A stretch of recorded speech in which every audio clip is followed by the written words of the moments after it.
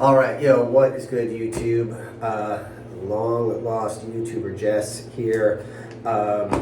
It's been a crazy couple of months. I know I'm way backlogged on publishing videos. I've got a bunch of stuff in the pipeline. There's just been a lot going on the last couple of months. At the time of the filming of this video, it's January 9th, so we're through the holidays and New Year and all that kind of stuff. But as some of you probably heard, back around October, November, we had a couple of back-to-back really bad hurricanes here, and it was devastating. By God's grace, we dodged a bullet where I am, even though we're in like first level flood zone. We had water up into our yard, but it didn't incur into our house, praise God. But just seeing the devastation all over the city, I mean, it's hard to put into words. So there's been a lot going on with that. There's been some health issues, getting ready to move to a new location, and rents and living expenses are basically going to double. So a lot going on. But I got something in the mail today. I've kind of had a Jones for this thing since I first ran across it like 3 years ago or so. I don't remember if I did a video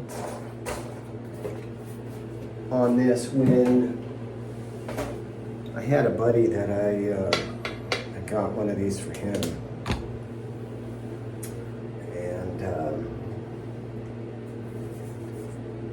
Might have gone and done a thing. So, does this look familiar to anybody? Any of my watch aficionado friends know about this? It's a little obscure. So, let me give you the backstory here. Oh, cool, I got 006. There's this guy in Italy, Paolo Fantin, and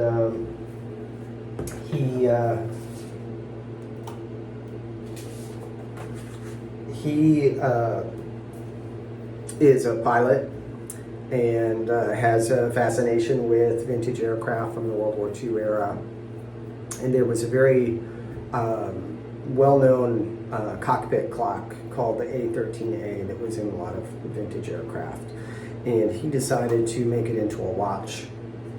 And I think his plan all along was he really wanted to make an automatic mechanical flyback version of it, but it was going to be expensive and it was going to be hard to launch with, so he initially launched with a quartz version of it.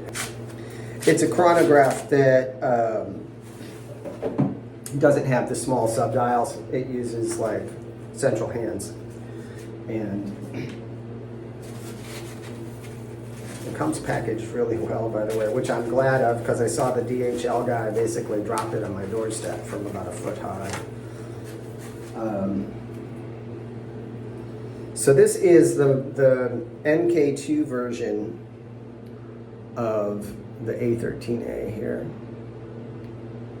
And it's a beautiful watch. And this is the second run of the quartz. So I'll show you the back here. It's got an ETA 251.264 quartz movement, water resistant to 100 meters. It's beautifully polished. On the back, even the case is polished in back. But the sides and most of the front, except for right around the face, are brushed. So, and I'll just show you how this works.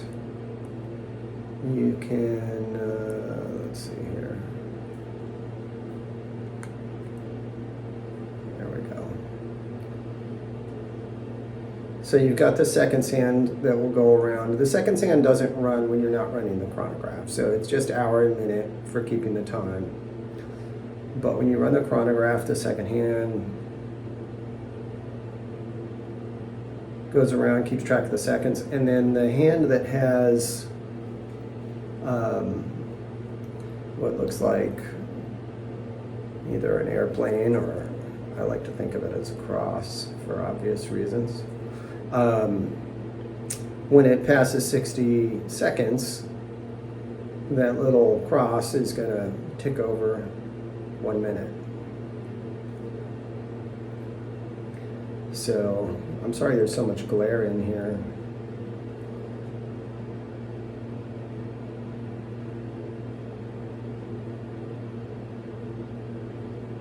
And there it goes.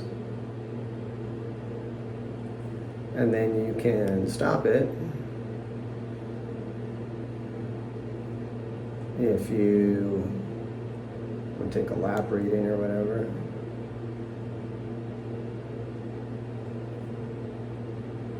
And then you can reset it. Everything snaps back. So it's a beautiful watch. It comes on this this gorgeous black leather strap, which I am probably going to promptly take off because I'm planning. It's a shame too because it's branded. The MK1 version came with a Kevlar strap, so it was leather underneath and Kevlar on the outside. But it wasn't as nearly as nice of a strap, and I don't remember if it was branded or not. I'll have to ask my buddy Rich to look at his. But I'm going to probably promptly take this off and put on like a NATO strap or something, because in my work this strap will get destroyed with all the hand washing and bodily fluids and what have you. But I am just super excited and super stoked about this watch. I bought this because, as much as anything, I've gotten to know Paulo kind of obliquely over at WatchUseek on some of the threads for the A13A, and also just over email, writing him over the years, asking him questions, and and like I said, I really liked this watch the first time I saw it, but for whatever reason, I was hung up a couple years ago and I had to get an automatic mechanical, and I was really just kind of down on quartz, and I was kind of like, there's no way I'm paying, $800 or whatever for a quartz, but I just really love how legible the dial is. I love the big sword hands, the high contrast markings on it, and I'm hoping that wearing this at work at least half the time will kind of mitigate some of the wear and tear on my Guinan, which has been holding up fine, but it does get knocked around a bit at work. And so I thought if I had something else that could basically do the same kind of functions, which is timing procedures,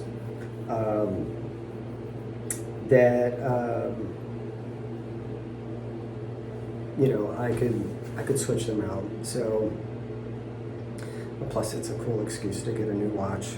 It's been a rough year for me. I've worked hard, and probably going to be living pretty lean for most of this next year until I see how finances work with this new housing arrangement.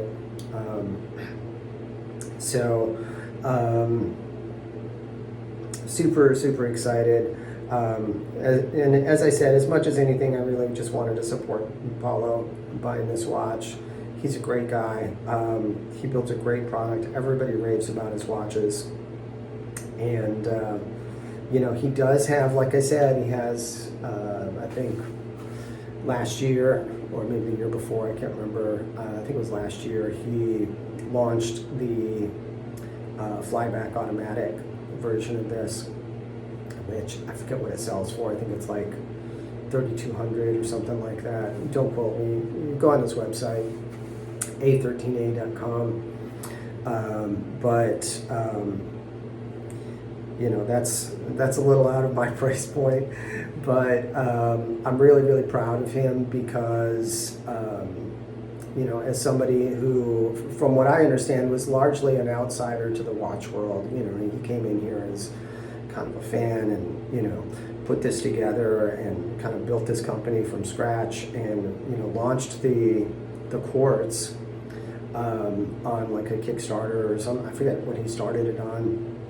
And then was able to do a production run of 500 pieces, which he just sold out a month or two ago. And that allowed him to kind of build up the capital and the investors and whatever was needed to launch the flyback. And now that the flyback is underway, he's about to ship them, I think, next month. He's offering the MK2 version of the Quartz, which has, excuse me, has some notable upgrades. He's improved the loom. He's made some changes to the stem design and the pusher design to make them a little bit more durable and resilient. He has drilled lugs, which are really nice because these straps that it comes with do not come with quick release. And like I said, I think the MK1 version was not as polished on the back, maybe just the middle part, but not so much around the edges. So, but it's a beautiful watch. It's nice and lightweight. Let me see how it compares to my Ganok. Give me a sec. I'm interested how these compare. They're actually pretty close in weight. And by the way, let's show them side by side. This is a 40 millimeter dial and this is a 42, but they're fairly close in overall size. So anyway, this video is getting long, so I'm going to cut it short here, but just want to say to Paulo, thank you, buddy, so much. God bless you. This is really, really cool. I'm really excited. I know it's kind of corny. I'm really excited that I got one of the 00 models. There was a guy online that got one. He got 007, and I was like, oh man, I probably missed all the 00s. Yeah, 006 is pretty cool, so, you know, sign me up for MI6. But check out a13a.com and just go over there and give them a look and show them some love. Appreciate you guys. More stuff to come. Once I get moved, I'm going to try and plow through this backlog of videos. I've been a little unsettled the last couple of months with looking for a new place to live and health issues and procedures and working a lot and, you know, just kind of going through some stuff spiritually. So I appreciate your patience with me, but I will be pumping content out again soon, both in terms of pushing out the backlog and also I'm hoping in my new place I'll have a little more freedom to record and do videos kind of around the clock, which will be nice, you know, especially some music stuff. So we'll see how that works out because I'm in kind of a triplex. So we'll see, but stay tuned and thank you guys for your support. Later.